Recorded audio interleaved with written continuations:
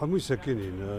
تو هنرمندی نه نینه نه مشکل نه. فارس باب فیراسی او هنرمند روش آوای کردستانه ماوی 3 سالایه زاخو پنابر بوی. ولات من تب خرابو من خودی زارو که هر بری ماوه که توشی نخوشیا پستانا مشکی بوی او ادیسترانجی به گرانیش نافله ونوی درد کون. دعوت و شایان جینین الوره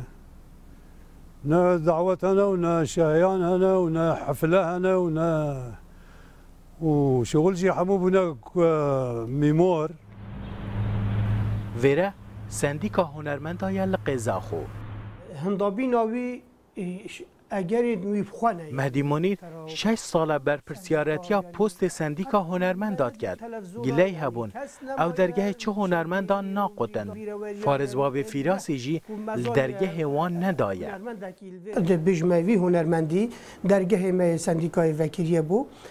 بلا یعنی که تو قصد همه بکی تو که چه پیتی ویه و چه داخوازت کتن یا ممکن و یا ما پیچه بتن دی بوکین یک گازete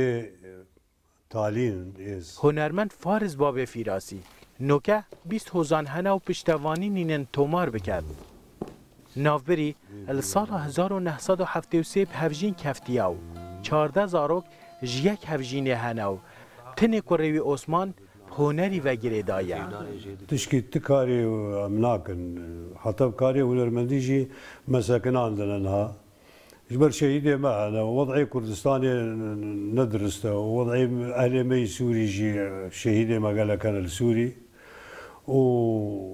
وصحيا جي از تعبان يعني وضعي مجي صحي جي ندرسته جيانك رشد بورين بكل درد وكدر. هنرمند فارس باب فیراسی دجی 67 سالان دایو خدان 51 بر همین هنرین تومار کریه.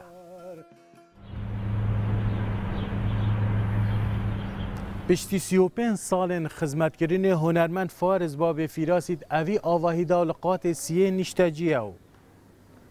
او ململانه یا هنری و جیانا کساتی الگوره دیدیناوی اوروکه هیچ تشتک تمتی گرانتی که ناجیانا یا کساتی دناوی آواهی دا گرنگتر نمایه. یوسف موسی رو داو